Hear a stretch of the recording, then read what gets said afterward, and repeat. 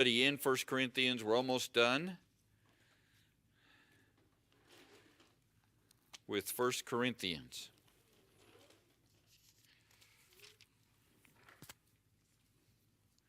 1 Corinthians, and we'll pick up in verse number 5.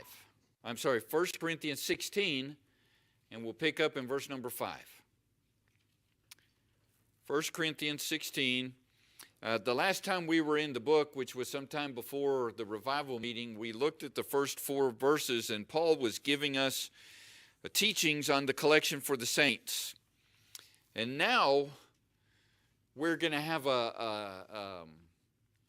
through a roundabout way, we're going to have the sovereignty of God teaching. God is sovereign. Who knows what sovereign means? Just blurt it out. What does sovereign mean? God's in control. He does whatever he wants. God's in control. The sovereignty of God is in control. And so we're going to have that lesson in what we're going to be reading in this next couple of verses. So we're going to get a sovereignty lesson, and then we're also going to get a what makes Satan tremble lesson in this passage. So let's pick up in verse number 5. We'll read verses 5 and 6, and then we'll go on from there. It says, "Now I will come unto you, when I shall pass through Macedonia, for I do pass through Macedonia, and if it may be that I will abide, yea, and winter with you, that you may bring me on my journey whithersoever I go." In those verses, Paul is telling his desire. He's telling the church at Corinth his plans. Now, you know that saying about our plans and God's plans? Sometimes they're not the same. Paul sincerely wanted to go through Corinth. He sincerely wanted to go there, and he was endeavoring to go there, but the Lord had other plans for him. We find out in 2 Corinthians that Paul never makes it there. He has to write letters, and Paul is not able to make it there. So he is telling the church at Corinth what he would like to do. Now, have you ever had those kind of plans? Have you ever, basically, I usually try to do just a daily plan, because if I get any more out of there, then, God changes that. But I usually try to have the attack of the day, what I'm going to try to get done in the day. Usually it ends at take a nap. Usually that's where it ends, because nap is in there somewhere. But we have our plans, don't we? Sometimes we'll have short-term plans, and then sometimes we'll have long-term plans. Case in point, my wife and I, we're going to be missionaries in Mexico for the rest of our lives. Where are we? Not in Mexico. So you can see how the sovereignty of God comes into play in our lives. We'll have plans. We'll prepare for those plans, and then God's going to come along and kind of change those. The one ability in ministry that I have heard that is the biggest requirement is flexibility. You have your plans, and then a phone call comes. And you know what happens to all your plans? They go out the window, and you take care of what's happening on the phone. You're living happily in Mexico, eating good. I mean, tacos there were right? And cheap. That's right. When I first came out of Mexico and we would go out to dinner, I would look at the bill, and then I would look at my wife and I'd say, "You know how many tacos I could buy with this?"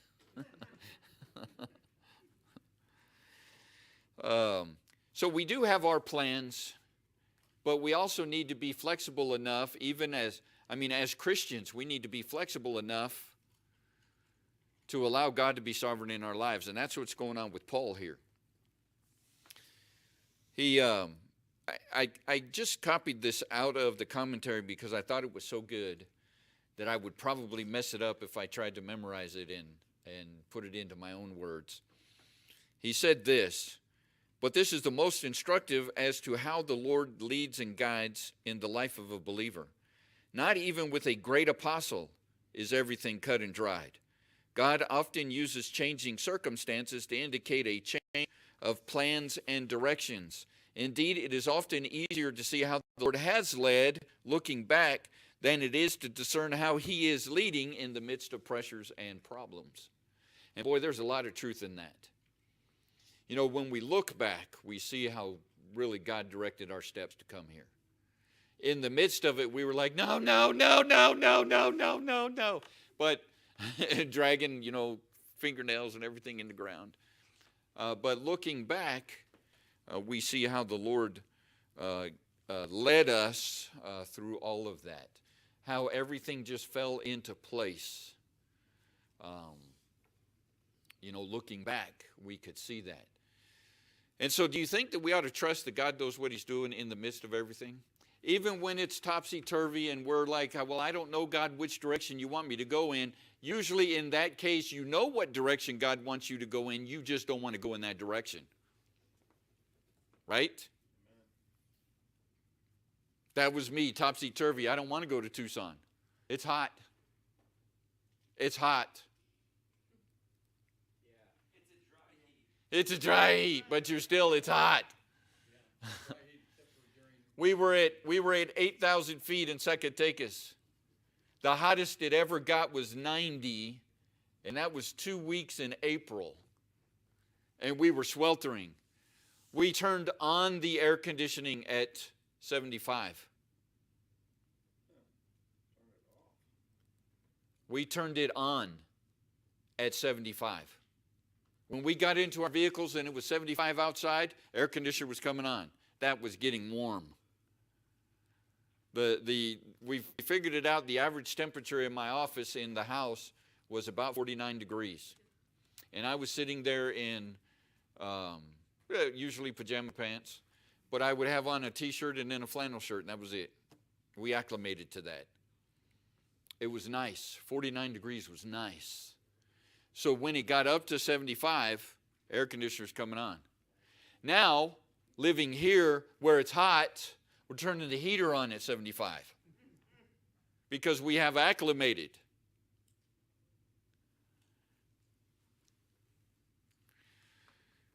Isn't it better for us to trust God in the midst of all of this, the topsy-turvy? You could see just in our testimony, the topsy-turvy there. I didn't want to come here. But thank God, we could look back now, and having listened to him, we realize Proverbs chapter 3 and verses 5 and 6 are true. Trust in the Lord with all thine heart, and lean not unto thine own understanding. In all thy ways acknowledge him, and he shall direct thy paths. In all ways acknowledge him, and he shall direct thy paths. If we'd have gone anywhere else, if we'd have gone where I wanted to go, it would have been a disaster. And I can tell you that with 100% assurity, that would be a disaster. I've seen guys. They just arbitrarily said, well, this country or this city is kind of close to the country or city we were going to. We'll just go there. And they lasted maybe a year, and then they quit. It's because they weren't in the place that God called them to be. I also remember another story of a missionary somewhere in Africa. They fled Africa because they were afraid that the snakes were going to bite them and kill the kids in Africa.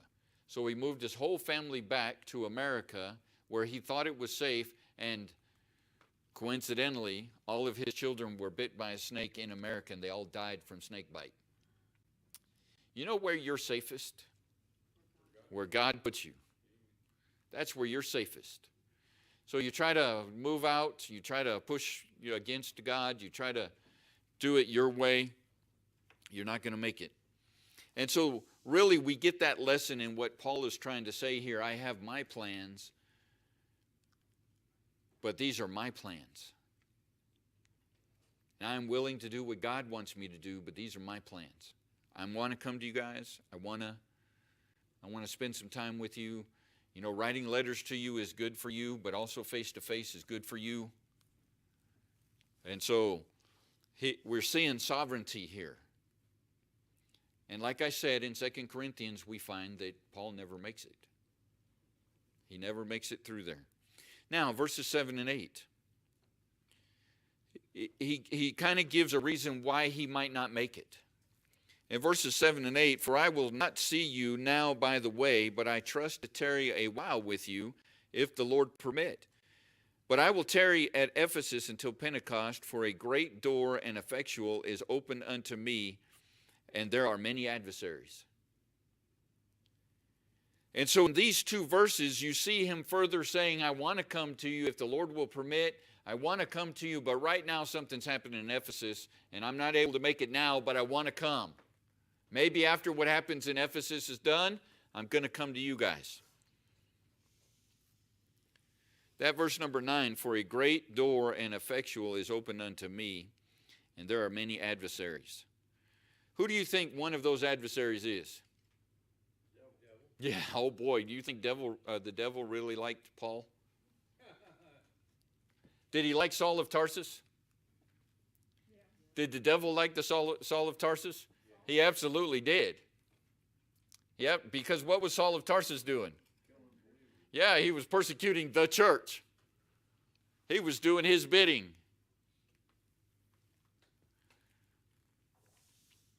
Again, I wrote this from the commentary because I thought it was so good that I wanted to share this with you, how it was written. Satan trembles when he sees the weakest saint upon his knees. Did you catch that? What makes Satan tremble? When he sees a Christian pray, that makes him tremble. The one thing that the devil hates the most in a Christian is when he gets down and prays. Do you know why? Do you know that is why it's so hard to pray? It's hard to pray. Sometimes I'll be praying and then 45 minutes later I'll wake up. Sometimes I'll be praying along and the most vile thoughts will come into my mind.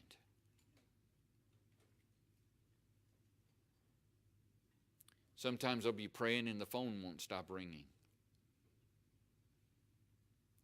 My next door neighbor or my across the street neighbor will be blasting his rock music. Do you know why it's hard to pray? So the devil doesn't like it. He trembles when he sees the weakest saint upon his knees. You know, the older we get, the less we're able to do. Is that not right? The older we get, the less we're able to do. Not like when we were in our 30s, even our 40s. I remember I used to be able to go to work and then come home and work on a wood project in my shop. Now I have to come home, take a 20-minute nap so I can get through the rest of the evening. That's not even physical.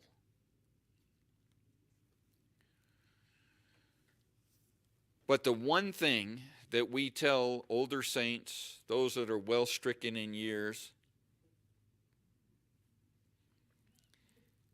the best thing you can do is pray. I'm not looking at you, brother. I'm not praying. I'm going to pray for you. You're going to need it pretty soon. Are you sure you want to go that route? The best thing that if you can't do, the best thing you can do is pray. By the way, even if you can do, the best thing that you can do is pray. There have been some people that have come to me, come to my wife, and they're like, there's not a lot that we can do. There's not a lot I can do. My wife's like, pray. Pray. You know, you find yourself sitting at home and you're bored. Start praying for your church. Pray for your pastor. Pray for those that are in the church. You'll make Satan tremble. How many of you would like to do that? Right? Now, you can't stand up against him, but you can surely kneel down before God and make him tremble.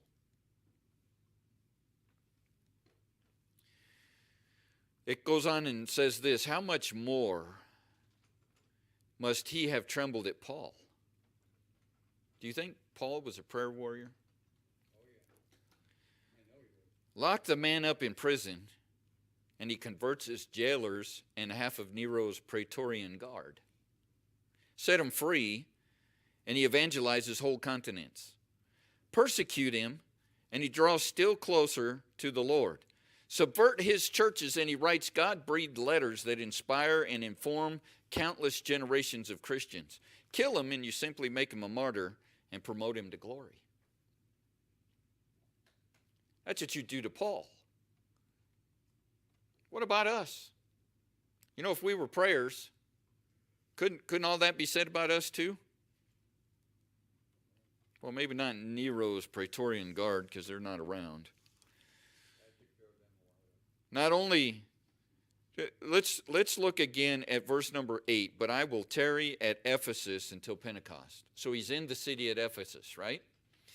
Not only the strategic city of Ephesus, but all the surrounding lands were being reached at this time. When Paul is having this great door and effectual is opened, he's not only reaching Ephesus, but he's reaching those lands around him. There were churches in Colossae, Hierapolis, Smyrna, Pergamos, Thyatira, Sardis, Philadelphia, Laodicea, and Troas were all being taken by storm by Paul and the preaching that's going on at Ephesus. So you see, when Paul was having this great door and effectual, all of these other churches were being planted. You can read about that in Acts chapter 19. Acts chapter 19 kind of just gives you a summary of what's going on. But there's this great revival going on that Paul's in the midst of. And so Paul had to choose to stay there and plant all of those churches in all of those areas, or go back to Corinth, where he had already been and planted a church. And so he had to weigh his options in the scale and then bring it before the Lord. Lord, what do you want me to do?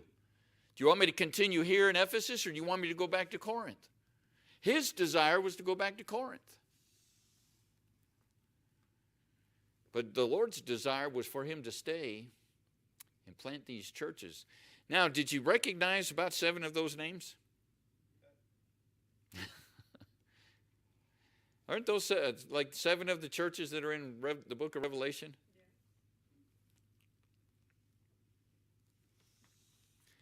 Yeah. And so we see that great door and effectual is opened unto Paul, and there are many adversaries. Do you think that Satan was happy with Paul, God's decision for Paul to stay there?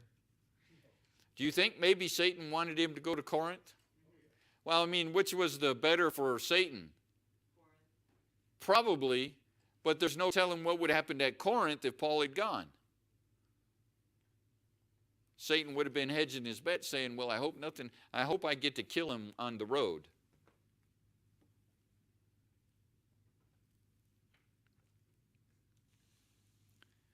And then we get down to verses 10 through 12. Paul also has to write in the letter, in the closing part of the letter, it says, now if Timotheus come, see that he may be with you without fear, for he worketh the work of the Lord as I do. Let no man therefore despise him, but conduct him forth in peace, that he may come unto me, for I look for him with the brethren. Paul sent Timothy to Corinth, and he sent him with Erasmus, who was a treasurer of the city where Paul was, to kind of give Timothy a little bit more stature. Now, what's going on with Timothy is Timothy is a younger man, and Timothy is also timid. Several times in the letters, in Timothy and in here in Corinth, and I believe there's a couple of other places, Paul says, let no man despise your youth. Timothy was going to the church at Corinth, and the church at Corinth was known for its eloquent speakers, for its disdain of those that didn't speak very well. They were high-minded about all of the things that they did. That's one of the things that Paul really had to deal with, was their pride in their abilities. And Timothy, I'm sure, expressed some doubt here with him being able to stand up before these men, even these women. Because you remember in the first letter to the church at Corinth, in I believe it's chapter 14, he even tells the women how they're to behave in the church. And do you think the feminist movement started in the 60s? Or do you think it's been around ever since? Yeah, basically since Eve, hadn't it?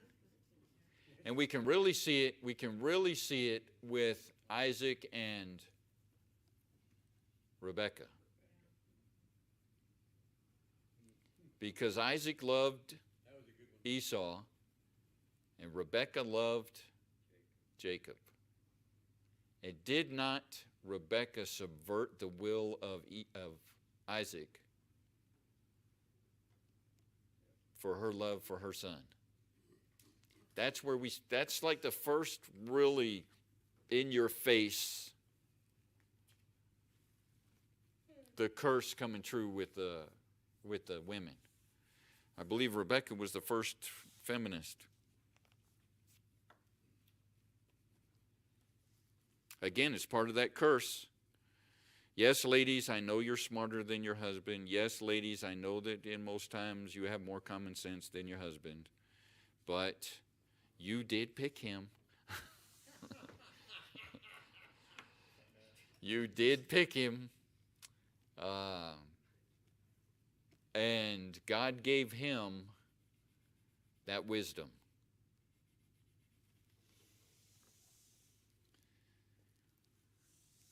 But Timothy was afraid. He was afraid of the men. He was afraid of the women. He was basically just timid of everybody. And especially going to this church at Corinth that was not well known for their abilities. And Timothy felt like he had no abilities. So Paul wrote this portion in here. Now Timothy's coming. He better be able to come without fear. He's in my stead, and you better treat him well. Do you see that? Let no man therefore despise him, but conduct him forth in peace, that he may come unto me. By the way, Timothy's coming back to me, and he's going to tell me how you treated him. You better treat him well. Now, if Paul exhorts, can I use that word? I want to use the word threaten, but if Paul exhorts you to treat Timothy in a certain way, what way do you think you ought to treat Timothy? The way that, the way that Paul said treat him. All side.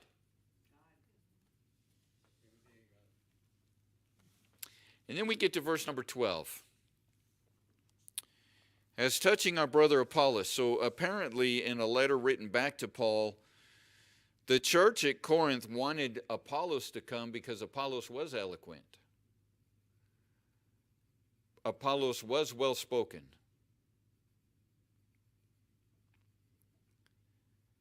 Timothy would have been like the West Virginian among New Yorkers. Apollos would have been a New Yorker among New Yorkers.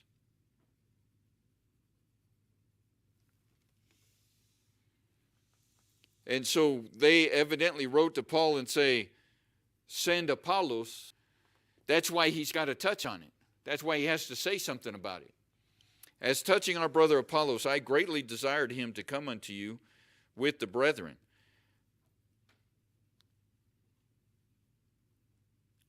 He said, I greatly desired him to come unto you.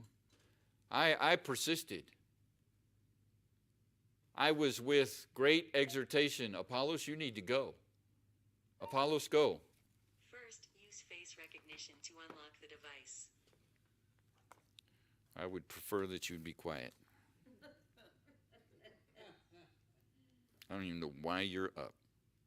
Yeah, there's no volume on. Satan.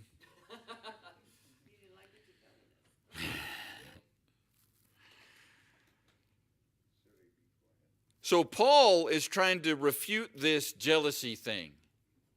I am not jealous of Apollos. I wanted Apollos to come. I think Apollos would have been good to come, to stand alongside Timothy. But if Timothy and Apollos would have gone, who would have been the main speaker? Apollos would have. He would have stepped up as the eloquent one when God wanted Timothy there. And so Apollos comes up and he says, but his will was not at all to come at this time, but he will come when he shall have convenient time. Apollos didn't want to go because he didn't want to overshadow Timothy.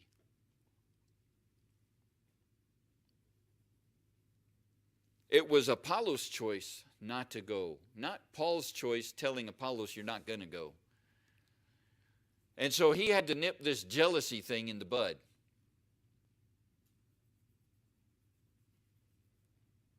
And so we see him dealing with that in verse number 12. Even in the church, can there not be jealousy?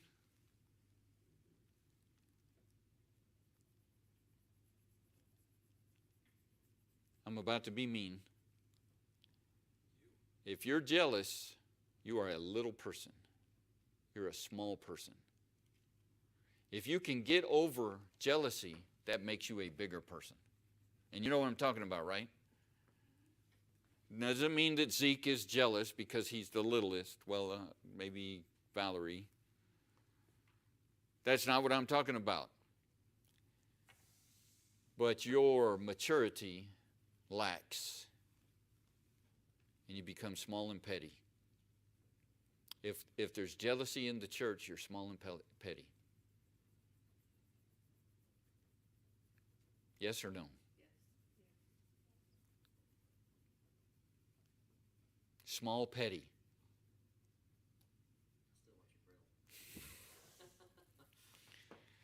But if you can overcome jealousy, you can see the Lord working, and you can see the Lord's way, and you can see the Lord's direction, then you get above that jealousy, then you become a larger person.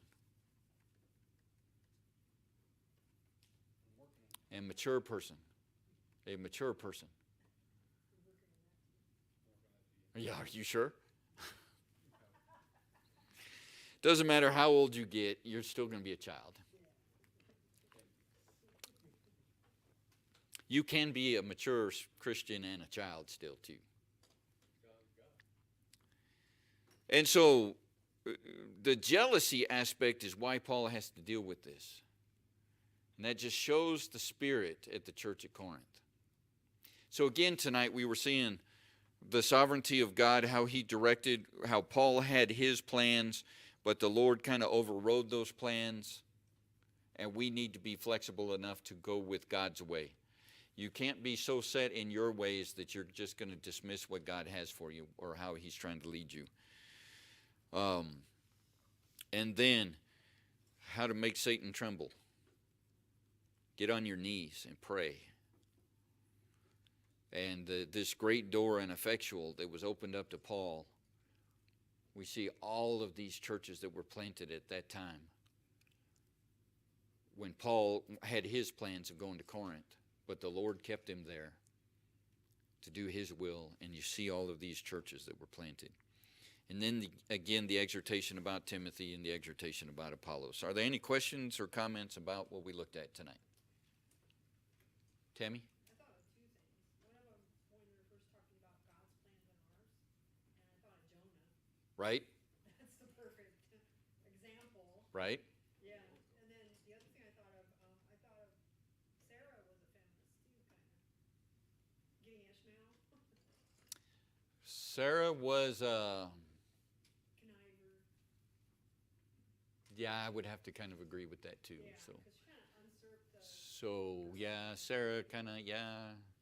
And then kind of jumped all over him because he followed what she said, Yeah, right? Well, how come, yeah, what'd you do listen to me for?